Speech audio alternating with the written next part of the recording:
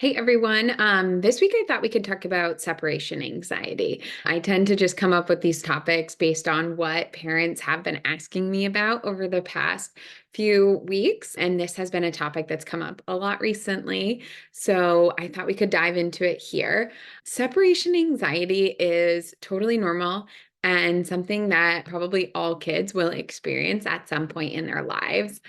Usually, parents will start to see this happen right around 8 months, 8 to 10 months. And that's because babies are developing object permanence, which just means that they know when you go away that you're still there, right? Um, and that you are alive and existing elsewhere. And so that can really spark separation anxiety sometimes for the first time. And then it's also really normal for toddlers or older kids to experience separation anxiety, especially if there's been like a big life transition, going to a new school or adding a new sibling or something like that. So separation anxiety is normal. So it's important for parents to understand that. And then if you have an older child who is experiencing separation anxiety, it's also really important that you normalize it for them, that like you're not the only one who feels this way. It can be really hard to separate from our parents as we're learning and growing. So let's just normalize it so that they don't feel so alone and know that you understand sort of what they're going through. So let's now talk about like some tips or suggestions I have for dealing with either a baby who's experiencing separation anxiety or a toddler, preschooler, or older child. So, really, the first tip or thing that you should be thinking about when it comes to separation anxiety is that your child can pick up on your apprehension. So, if you are nervous about leaving your child is going to be nervous about you leaving them. So you need to be confident that they can do this so that they can be confident that they can do this. They need to feel like my parent can handle my distress.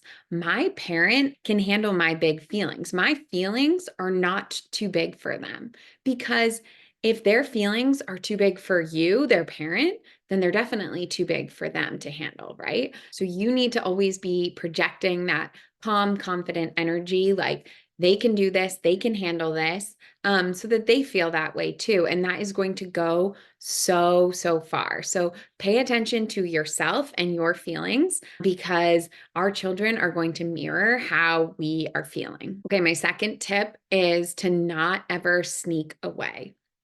Um, this really, like if you are sneaking away from your child, this is going to intensify their anxiety and their fear of separation, because it really leaves them with that feeling that like my parent could disappear at any moment. Um, so anytime we separate from our child, we want to make sure that we are having like a quick and confident goodbye. So we're not sneaking away. We're absolutely letting them know that they are safe, they are loved, but that we are leaving. So a good way to do this, to sort of like signal to your child, whether your child is 8 months old or 4 months old or 5 years old, it doesn't matter. Especially around bedtime, would be to have like a goodbye, like ritual or like a good night phrase, something that signals to them that you are leaving. So it helps if it's the same every time or very similar every time, so that they know what's coming next. But we're not sneaking away, because we don't want to leave them with that fear that like my parent could disappear at any moment, right? We're not disappearing.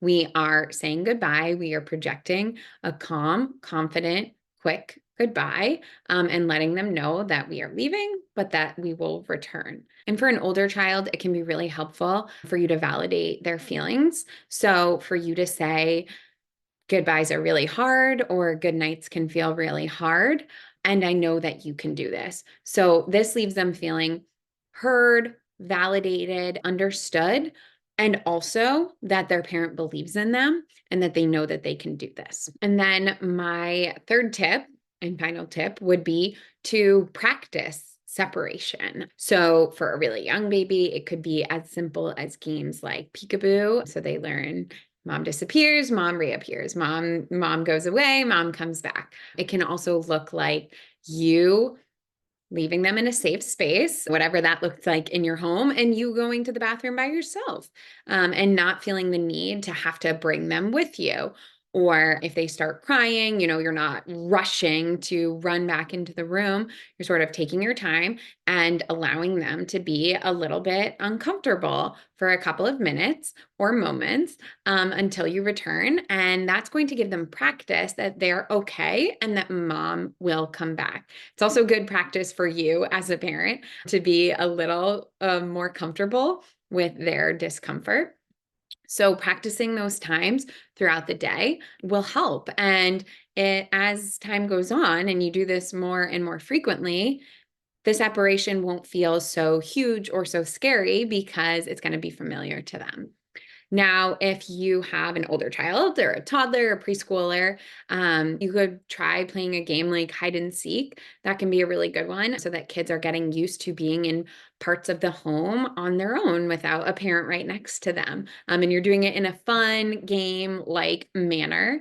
And then, for an even older child or a child who's having like fears of the dark specifically, you can sort of graduate to playing hide and go seek in the dark, maybe with a flashlight or something, so that they are getting more comfortable being in their room or a part of the house in the dark without their parents. So that can be another really great game. Um, so just like anything, separating from our parents can feel hard, just like riding a bike feels hard the first few times, but with practice and consistency and a parent who is really confident and projects that energy and belief in their child, that is going to make things go a lot smoother. But again, separation anxiety is normal. It's a part of development, and you will get through this, and so will your child. So hopefully those tips sort of help make the transition easier or help you move through these seasons of life a little bit easier. And again, as always, if you have more questions about sleep or you're looking for some support because sleep and separation is just a nightmare in your house, then always feel free to shoot me a message. I'm happy to chat with you and I'd love to talk more. Have a good rest of your Monday, everyone.